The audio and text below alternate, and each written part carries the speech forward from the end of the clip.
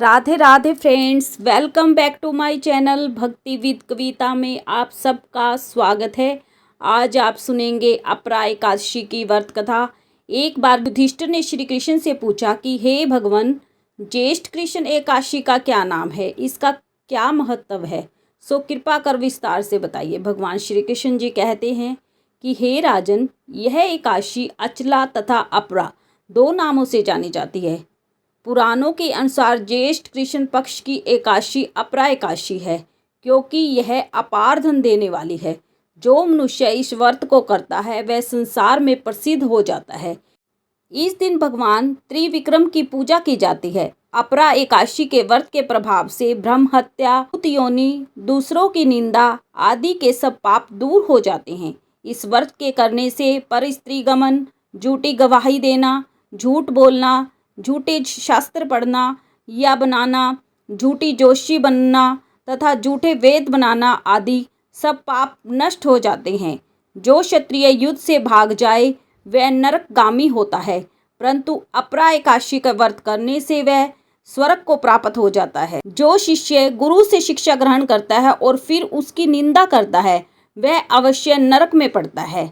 अगर अपरा एकादशी का व्रत करने से वह भी इस पाप से मुक्त हो जाता है। जो फल तीनों पुष्पकर में कार्तिक पूर्णिमा को स्नान करने से या गंगा तट पर पितरों का पिंडदान करने से प्राप्त होता है, वही अपरा एकादशी का व्रत करने से प्राप्त होता है। मकर में सूर्य में प्रयागराज में स्नान करने से, शिवरात्रि का व्रत करने से, सिंह राशि में बृहस्पति के गोमती नदी में स्नान करने से, कुंभ में केदारनाथ के दर्शन तथा बद्रीनाथ के दर्शन से, सूर्य ग्रहण में कुरुक्षेत्र में स्नान करने से, स्वर्ण दान करने से जो दान मिलता है वही फल अपरा एकादशी के व्रत से मिलता है। यह व्रत पाप रूपी वृक्ष को काटने के लिए कुल्हाड़ी है, पाप रूपी ईंधन को जलाने के लिए अग्नि, पाप रूपी अंधकार को मिटाने के लिए सूर्य के समान, मृगों को मारने के लिए सिंह के समान है। अतः मनुष्यों को पापों से डरते हुए इस व्रत को अवश्य करना चाहिए। अपरा एकादशी का यह व्रत तथा भगवान की पूजन करने से मनुष्य सब पापों से छूटकर विष्णु लोक को जाता है। इसकी प्रचलित कथा के अनुसार प्राचीन काल में एक महीध्वज नाम का एक धर्मात्मा राजा रहता था। उसका छोटा भाई ब्रजध्वज बड़ा ही क्रूर और अधर्मी तथा अन्यायी था। वह अपने बड़े भाई से द्वेष करता था। वह पापी ने एक दिन रात्रि में अपने बड़े भाई की हत्या करके उसकी देह को एक जंगल में पीपल के पेड़ के नीचे गाड़ दिया। इस अकाल मृत्यु से राजा प्रेत आत्मा के रूप में उस पीपल पर रहने लगे और अनेक उत्पात करने लगे।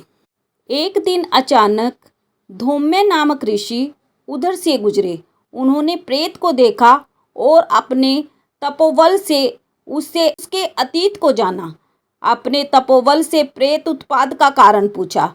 ऋषि ने प्रसन्न होकर उस प्रेत को पीपल के पेड़ से उतारा तथा परलोक विद्या का उपदेश दिया। दयालु ऋषि ने राजा को प्रेत योनि से मुक्ति के लिए ही स्वयं अपरा एकादशी का व्रत किया और उसे अगति से छुड़ाने को उसका पुण्य प्रेत को अर्पित कर दिया। इस पुण्य के प्रभाव से राजा की प्रेत योनि से मुक्ति हो गई और वह ऋषि को धन्यवाद देता हुआ दिव्य देह ग्रहण कर पुष्प विमान में बैठकर स्वर्ग को चला गया। हे राजन, यह अपरा एकादशी की कथा मैंने लोकहित के लिए कही है।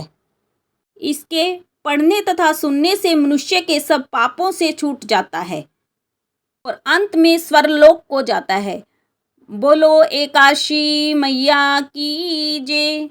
बोलो श्री हरि विष्णु भगवान की जय। अगर फ्रेंड्स आपको मेरी ये वीडियो अच्छी लगे तो मेरे चैनल को लाइक, शेयर एंड सब्सक्राइब जरूर करें। बोलो राधे राधे।